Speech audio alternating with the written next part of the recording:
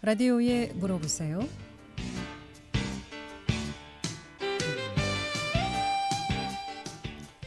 여러분 안녕하십니까? 라디오에 물어보세요. 진행의 김혜정입니다. KBS 원주방송국 라디오에 물어보세요는 매주 월요일부터 금요일까지 우리 생활과 밀접한 다양한 분야의 생활 상담을 해드리고 있습니다. 오늘은 최희덕 변호사 모시고 법률 상담하겠습니다. 실제 판례 사례를 중심으로 하나하나 알아보겠고요. 이 밖에도 주택상가 임대차 보호법이라든가 가사 문제, 땅 문제, 유치권, 친권, 보증, 명의신탁 모두 좋습니다. 법적인 조언이나 상담 필요하신 분 지금 전화 주시면 상담 받을 수 있겠습니다. 이용하실 상담 전화번호 알려드립니다. 이용하실 상담 전화는 764국에 6335번, 764국에 6336번 또는 50원의 정보 이용료 있는 문자 샵 8950으로 상담해 주시면 되겠습니다. 최희덕 변호사 모시겠습니다. 안녕하세요. 예, 안녕하십니까. 네. 네. 자, 요즘은 어떤 좀 의뢰가 많습니까? 부동산하고 이혼 소송 이런 것도 많고요. 네. 예, 여러 가지 사건들이 많습니다. 부동산이라면은 어느 부동산 매매 계약 관련된 부분이라든지 임대차 관련된 것들. 임대차. 예, 그런 것들이 좀 많습니다. 요즘 장사가 안 되니까 임대료 밀린 경우도 많고. 예, 그런 것 때문에 문제가 많습니다. 그렇군요. 소송으로까지 네. 가는 경우. 자, 오늘은 실제 사례를 중심으로 좀 알아보도록 하겠는데요.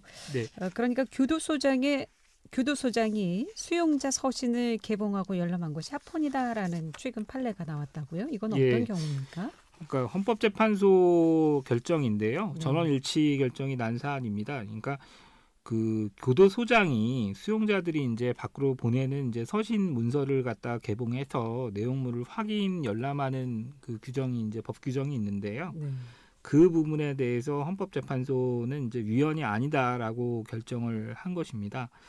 그 취지는 뭐냐면 그 서신을 개봉하는 행위가 교정시설의 안전이나 질서를 유지하고 수용자의 어떤 사회복귀를 원활하기 위한 목적 자체가 정당하고 그다음에 서신 내용을 개봉하는 것 자체가 그러한 목적을 달성하는 데 적합한 수단이기 때문에 결국엔 위헌이 아니라고 결정을 한 것입니다.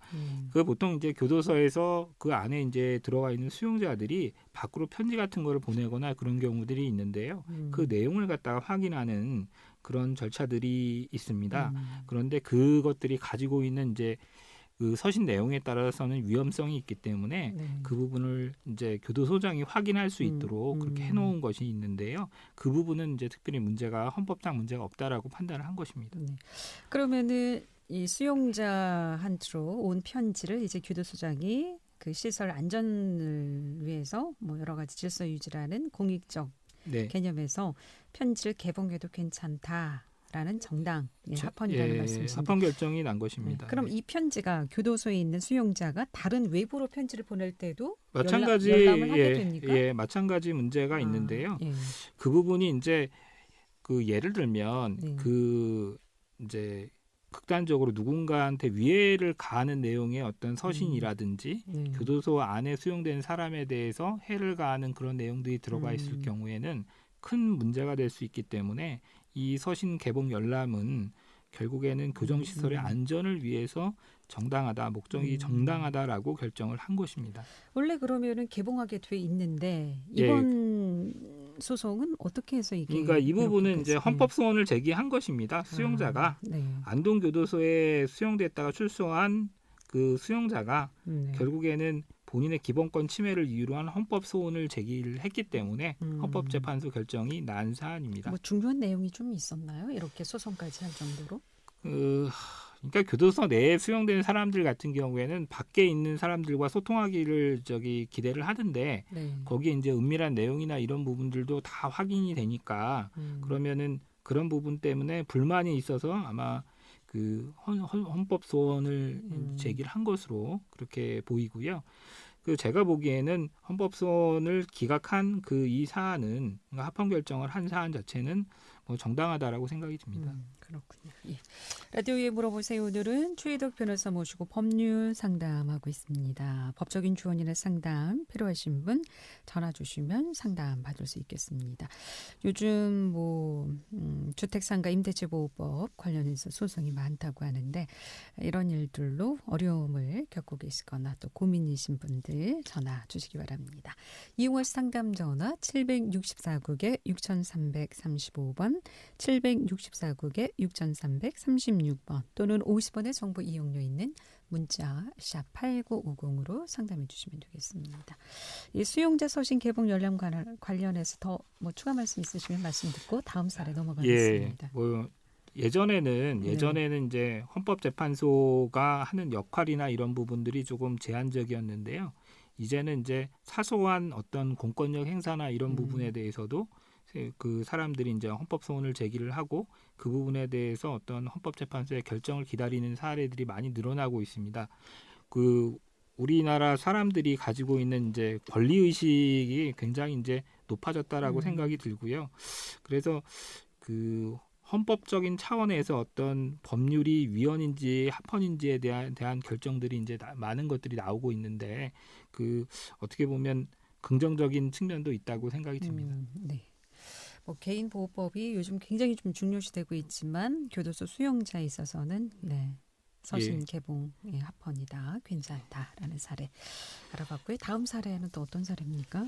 그 다음에 이제 설명드릴 사례는요. 그러니까 단전 조치 관련된 사례를 좀 설명을 드리려고 합니다. 그 어떤 상가 건물이나 이런 경우에 보면은 관리단이 이제 구성이 되고요. 관리 규약도 있고 그렇습니다. 그런데 이제 그 관리비를 내지 않았을 때 그 단전이나 단수 조치를 할 수 있도록 하는 그런 그 관리 규약들이 있는데요. 지금 이 그러니까 이 대법원 사건은 어떤 거냐면 그 2018년도부터 이제 그 대법원에 계류가 됐던 계속이 됐던 사건입니다. 그 결국에는 상가 건물을 갖고 있는 어떤 구분 소유자가 결국에는 그 빌딩의 상가 건물의 운영위원회 관리단을 상대로 해서 손해배상 청구를 한 사안입니다. 그러니까 결국에는 이제 단전을 당했나 보죠. 예, 단전을 당해서 관리비를 내지 않아가지고 단전 조치 단전을 당한 경우인데요. 그게 부당하다라고 해서 그 손해배상 청구를 한 사건입니다. 그런데 이 사건은 좀 특이한 게 이 관리 규약이라고 하는 게 이제 유효한지 무효인지가 결국에는 심리가 됐었고요. 그런데 이제 그 집합 건물에 관련된 법률에 보면은 관리 규약을 설정하거나 변경 폐지할 경우에는 구분 소유자의 4분의 3 의결권의 4분의 3 이상의 찬성이 있어야 된다라고 돼 있었습니다. 그런데 이 그 관리 규약 같은 경우에는 그와 같은 요건을 갖추지 않아서 무효라고 일단은 본 것인데요. 그럼에도 불구하고 이 단전 단수 조치가 불가피하고 사회통념상 상당성이 있다고 해서 위법하지는 않다. 그러니까 손해배상 청구는 이유가 없다라고 1심, 그다음에 항소심, 그 대법원에서 그렇게 결론을 내린 사건입니다. 대법원까지 간 사례나요? 예, 그렇습니다. 이게 보통 일반 그냥 자영업인 경우에는 단전 조치를 해도 큰 무리가 없겠다 싶지만 만약에 이 단전 조치로 인해서 수산물, 회, 식당을 하거나 이런 경우에는 정말 치명적인 피해가 상당히 컸을 수도 있을 것 같은데 여기 이 사례는 어떤 영업을 했는지 그 어떤 영업인지도 굉장히 좀 반영이 됩니까? 그러니까 여러 가지 사안이 고려가 됐을 텐데요. 결국에는 그 어떤 구분 소유자의 어떤 경제적인 이익이나 이런 부분을 좀 더 보호를 해줘야 하는 것인지 아니면 관리단의 어떤 이익을 좀 더 보호를 해줘야 하는지에 대한 어떤 이익 형량의 문제가 있었던 것으로 보이고요. 최근에 코로나19로 인해서 영업 손실도 크고 하다 보니까 세금 체납도 굉장히 많지 않습니까? 예, 그렇습니다. 이런 경우 이제 상가에 따라서 단전 조치가 사회 통념상 상당성이 있으면 위법으로 못 본다라고 하는 것은 단전할 수도 있다. 단전을 하더라도 그로 인해서 발생한 피해에 대하여 손해배상 손해배상을 할 청구는 수가 없다. 어렵다라고 한 것이고요. 그러니까 이 단전 사안은 조치는 물론이고 손해배상까지도 할 수가 없다. 단전 조치와 관련돼서는 이게 음. 관리 규약상으로 보면 허용이 안 되는 것일 수 있는데 네. 그러나 손해배상 청구까지 갈 사안은 아니다라고 판단을 한 것으로 보이고요. 이 업종이 사우나하고 헬스장이었거든요. 그럼 상당히 영향력이 있는 업종이네요. 이 단전 조치로 인해서. 예, 네, 그렇습니다. 영업을 아예 못하지 않습니까? 이렇게 예, 되면. 그렇습니다. 그런데 이제 그 관리비를 체납한 정도 금액이라든가 이런 부분이 좀 컸던 것으로 좀 보이고요. 그리고 결국에는 그 구분 소유자들의 어떤 경제적인 침해보다 관리단 내에서 그 어떤 건물을 관리하는 데 필요해서 이와 같은 행위를 허용하는 것이 필요하다라고 좀 보았을 그런 그 필요성 자체를 더 높이 봤을 가능성이 좀 있다고 생각이 듭니다. 네. 그렇다면 이번 사례가 좀 파장이 클 수도 있겠나요? 이 자영업자들 뭐 전기세 밀리면 단전 조치는 당연한 것이고 이로 인해서 좀 손해를 많이 보게 되면 손해배상도 할 수 없는 그런 사례라고 봐야 됩니까? 이 대법원 판결의 어떤 그 판시 내용을 좀 보면요. 네. 단전 조치에 관련돼서 법령이나 규약의 근거가 없거나 규약이 무효라고 밝혀지면 위법한 것은 맞지만 네. 관리 주체나 구분 소유자 등이 이 규약이 유효하다고 믿고 그다음에 규약에 따라서 그 집합 건물을 관리했는지 아니면 단전 조치를 하지 않으면 집합 건물의 존립이나 운영에 그 상당한 어떤 지장이 초래하는지 구분 소유자 등을 보호할 가치가 있는지를 종합적으로 고려했을 때 이 사안의 경우에는 단전 조치가 사회적으로 상당하다라고 판단을 한 것이거든요. 그래서 이 대법원 판결은 조금 예외적인 판결이다 이렇게 보이는데 그 구분 소유자를 보호할 보호 필요성이 좀 적다라고 판단을 한 것이 아닌가 이런 생각이 듭니다. 이건 이제 상가의 이제 경우겠습니다만은 상가가 아닌 일반 가정집에 만약에 뭐 경제 사정이 좋지 않아서 전기세가 좀 밀렸다. 이런 경우에도 단전 조치가 그럼 합법일까요? 그거는 구체적인 사안에 따라서 판단이 좀 달라질 것이라고 생각이 듭니다. 그러니까 경제력 가정의 이제 경제 어떤 주거 공간에 대한 어떤 보호 필요성이 좀 더 크다고 본다면 그러면 관리 규약이 무효라고 한다면 단전 조치도 위법하다라고 볼 수도 있겠다 생각이 듭니다. 라디오에 물어보세요. 오늘은 법률 상담하고 있습니다. 법적인 조언이나 상담 필요하신 분 지금 전화 주시기 바랍니다. 참고로 방송 시간은 11시 57분까지입니다. 미리미리 전화해서 상담 받으시기 바라겠습니다. 11시 42분 지나고 있습니다.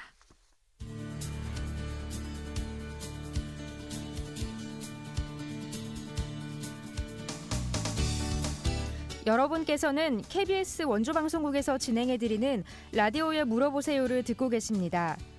라디오에 물어보세요는 매주 월요일부터 금요일까지 실생활에 필요한 생활 상담을 해드리고 있습니다. 라디오에 물어보세요. 지금 여러분의 상담 전화를 받고 있습니다. 전화 주실 곳은 764-6335번, 764-6336번입니다. 지금 전화 주시면 전문가와 바로 상담하실 수 있습니다.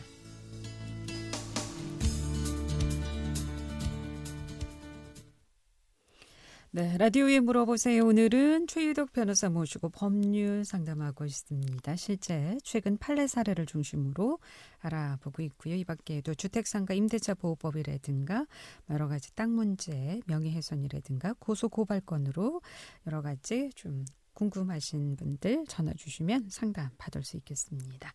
이용할 상담 전화 764국에 6335번, 764국에 6336번 두 대의 전화 또는 50원의 정보 이용료 있는 문자 샵 8950으로 상담해 주시면 되겠습니다. 자, 이 단전 조치 관련해서 사회 통념상 상당성이 있다면 위법으로 못 본다라는 사례였는데 이거 뭐 관련해서 추가 말씀 있으시면 말씀 듣고 아니면 다음 사례 넘어가겠습니다. 그 대법원 판결은요. 결국에는 그 조금 예외적인 판결이라고 보입니다. 원칙적인 거는 관리 규약이 무효이면 그거에 따른 어떤 행위 자체도 위법하다고 보는 것이 맞는데 이 사안의 경우에는 특별히 관리단의 이익을 보호할 필요성이 크다라고 하는 그런 어떤 측면에서 선고가 된 것이어가지고요. 그 부분은 굉장히 조금 예외적인 판결이라고 보입니다. 네. 그 금액도 영향이 예, 있겠죠? 금액도 영향이 있었을 겁니다. 예, 상당하네요. 이 밀린 관리비가. 예, 밀린 관리비가 엄청납니다. 아, 네. 몇 천만 원대니까요. 그러니까요. 예, 다음 사례 알아보겠습니다. 최근 사례죠, 이것도? 예, 최근에 선고된 사건인데요. 네. 참 이 사건을 보면서 제가 느낀 부분이 2017년도에 이제 대법원에 접수된 사건인데 2021년에 이제 선고가 됐다는 것 자체가 대법원에 5년 가까이 이제 사건이 있었던 거거든요. 네. 이게 그 대법원의 어떤 권리구제 기능과 관련돼서 참 그 생각을 많이 하게 하는 측면이 있습니다. 어떤 그러니까 사례인데요? 2017년도에 이제 2017년도 대법원에 올라갔는데 예. 대법원에서 5년 가까이 심리를 했다는 것은 결국에는 이 사건이 벌어진 시점은 2012년도 뭐 그 경인데 결국에는 소송을 갖다 10년 가까이 했다는 것이고 어떻게 보면은 그 지연된 정의는 정의가 아니다라는 얘기가 있거든요. 그러니까 권리구제가 지연이 되면 그거만큼 결국엔 피해는 당사자들한테 돌아간다는 차원에서 보면 생각을 좀 많이 하게 하는 사건입니다. 어떤 사례입니까? 이 사건은 이제 그 과거에 이제 유류 저장소가 설치된 땅을 네. 그 홍모 씨라고 하는 사람이 이제 부동산 경락을 받아 가지고요. 그 소유권 취득을 했던 뭐 사안입니다. 주유소인가요? 그럼? 그러니까 아마 저유소, 그러니까 저유소였던 것 같습니다. 그 기름을 저장하는 저장소가 과거에 설치됐던 네. 그런 부분을 이제 홍모 씨가 이제 취득을 했던 겁니다. 그런데 문제는 그 땅에서 이제 계속 기름이 흘러 나와 가지고 문제가 생겼거든요. 그래서 이제 중도가스라고 하는 LG 칼텍스하고 중도가스라고 하는 그 인접 토지의 어떤 소유자 그쪽에서 결국에는 이 홍모 씨를 상대로 해서 손해배상 청구 소송을 한 사안입니다. 이 사건 관련돼서 1심하고 2심하고 대법원의 입장이 이렇게 갈렸던 사안입니다. 그러니까 1심에서는 결국엔 손해배상 책임을 인정을 했었고요. 그다음에 2심에서는 그 손해배상 청구를 갖다가 인정하지 않았던 것이고요. 대법원에서는 다시 1심과 동일한 입장을 취했던 것으로 보입니다. 그런데 이 사건에서는 그 어떤 측면이 있냐면 어떤 토지를 갖다가 그 이제 어떤 개인이 경락을 받아가지고 취득을 했는데 그 과거에 그 이전에 설치됐던 시설과 관련돼서 어떤 문제가 생겨서 또 기름이 흘러나오는 그런 문제로 인해서 그 인접지 소유자들한테 피해를 줬을 때 그러면 이 새로운 토지 소유자 경락으로 취득한 사람도 손해배상 책임을 지느냐와 관련돼서 대법원은 그 책임을 져야 한다라는 취지의 판단을 한 것입니다. 그래서 결국에는 홍모 씨가 오염 토지에 대한 정화 의무를 부담을 하고 그 부분에 대한 어떤 손해배상 책임을 진다라고 하는 판단이었습니다. 그러면은 이 판단 기준이라는 것이 경매로 낙찰받기 전에는 이제 뭐 오염이 됐다 손 치더라도 그 이후에도 계속 오염이 됐다면 책임이 있겠습니다만은 그것으로 마무리되는 경우도 있지 않을까요? 아니면은 뭐 복원 작업을 하는 경우도 있을 테고.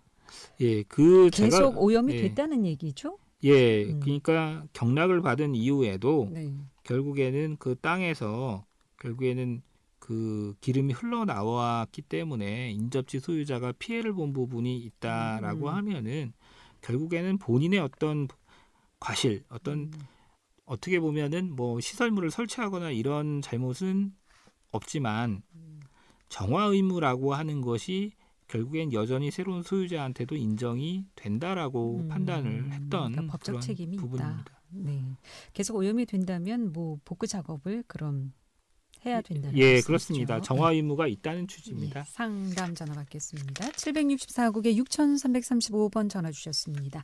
연결하겠습니다. 여보세요? 두 분 수고하십니다. 네, 안녕하세요. 예. 어떤 게 궁금하신가요? 원주시 주민인데요. 저는 뭐 구체적으로 설명을 해 경상도 어느 쪽에 시골에 땅이 좀 있었는데 네. 국가산업단지가 아니고 개인 일반 산업단지에 강제 수용당했어요. 네. 몇 년 전에. 네. 몇 분 이 사람들 왔더라고, 흥정하러. 근데 네. 터무니없는 가격을 부르니까 내가 응을 안 했더니, 네.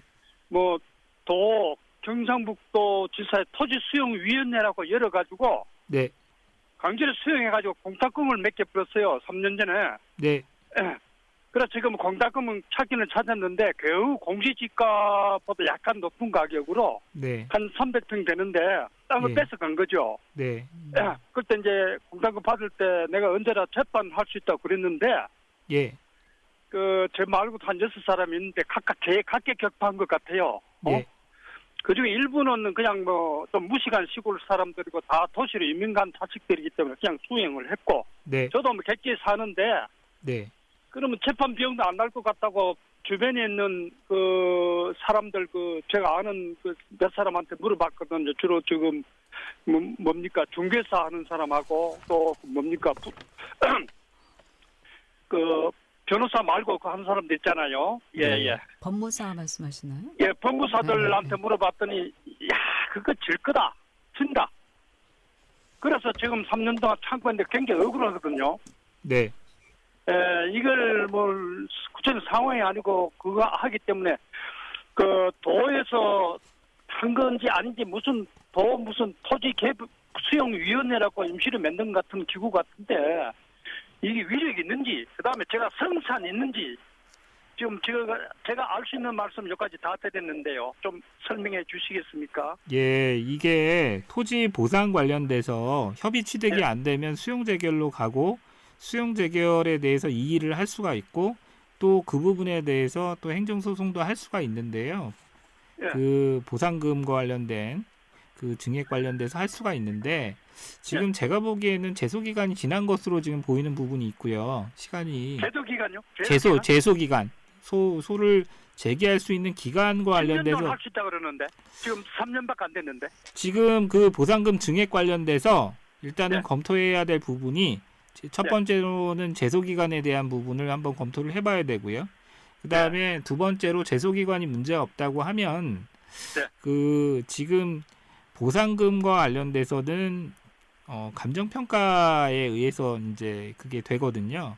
그래서 처음에 제가 한 게 아니고 그 사람들 일방적으로 했겠죠. 예, 그렇죠. 그런데 지금 이제 그 보상금 증액 관련된 소송을 가게 되면 또 이제 감정 평가를 하거든요. 그러면 물가 상승률이나 이런 걸 고려했을 때 최초 감정가보다는 조금 더 증액된 금액으로 감정이 될 가능성은 있어요. 그런데 그게 이제 소송 비용이나 이런 것을 상쇄할 정도로 보상금이 그러니까 올라갈 수 있는지에 대해서는 그거는 장담하기가 좀 어렵거든요. 그러니까 똑같은 말씀이네요.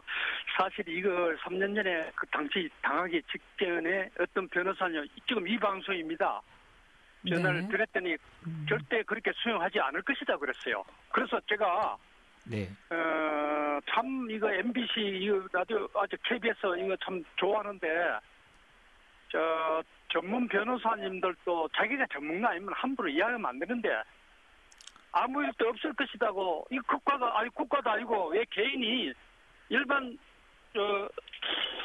개발직인데 그 수용하느냐 이거는 절대 있을 수 없다 그래가지고 가만히 있었는데 개인 산업단지라는 말씀이시죠? 개인이 하는 일반 산업단지 일반 산업단지 국가가 하는 게 아니고 그래서 국가가 하면은 제가 수용 당할 가능성이 100%이기 때문에 그건 어쩔 수 없는데 일반 산업단지라 가지고 제가 계속 밀고 땡기고 있는데 갑자기 토지수용위원회라고 해가지고 그 일방적으로 저 문서를 보내고 공탁금 걸어놨으니까 가져가세요. 이런 식으로 나와가지고 제가 1년 동안 기다리다가 합수해 공탁금 찾아왔는데 굉장히 억울하고 분하거든요. 변호사님 그럼 이런 사례에 어떻게 좀 소송하면 일반 산업단지라고 하는데 승소할 가능성이 좀 있을까요? 그러니까 결국에는 이제 협의 취득이 안 돼서 그 수용권을 가지고 결국에는 수용 절차를 밟은 거고요. 그 부분에 대해서 수용 보상금이 적기 때문에 이의 신청을 한 거고요.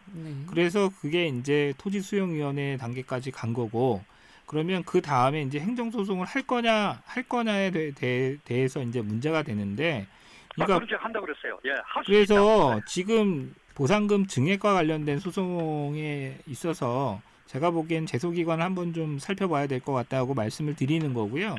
만일에 제소기관에 문제가 없다고 하면은 지금 보상금과 관련돼서는 그 소송 절차에서 다시 결국엔 그 감정평가가 이루어질 것으로 보이거든요. 그런데 감정평가를 했을 때는 물가 상승률이나 이런 것들을 고려할 때 최초의 감정 금액보다는 올라갈 가능성이 있지요. 세월이 지났으니까요. 기간은 그럼 괜찮지? 3년 됐다고 하는데 다시 제소할 기간은 괜찮죠? 그 제가 보기에는 제소 기간은 한번 저희가 검토를 해봐야 되는데 네. 제가 봐서는 조금 문제가 있을 수 있다라고 기본적으로 생각을 하고 있습니다. 네. 그런데 이게 단순히 이제 공법상 당사자 소송이라고 하면은 제소 기간이 문제가 안 될 수 있는데 이게 이제 일반적인 그 항고 소송의 형태라고 하면은 제가 보기엔 염려가 좀 되는 부분이 있습니다. 그래서 그 부분은 저희가 한번 검토를 해봐야 되는데 결국에는 그 부분만 문제가 없다면 그 보상금 증액 관련된 소송은 한번 시도해 볼 필요성은 있다는 생각은 들고요. 그런데 네. 문제는 뭐냐면 들인 변호사 비용이나 소송 비용을 고려를 했을 때 과연 남는 게 없다 하더라고요. 남는 게 있을지 그 부분은 좀 의문이라는 겁니다. 이게 선생님, 방송 예, 시간이 다 돼서요. 이거 전화 상담으로는 좀 어려울 것 같고 직접 감사합니다. 한번 방문해서 고맙습니다. 자세한 상담을 좀 해보셔야 될 것 같습니다. 고맙습니다. 네, 오늘 여기까지 듣겠습니다. 고맙습니다. 예, 감사합니다. 최희덕 변호사 네. 모시고 오늘 법률 상담했고요. 내일 이 시간에는 함경중 정형외과 함경중 원장 모시고 정형외과 질환에 대해서 상담하겠습니다. 함께해 주신 여러분 고맙습니다.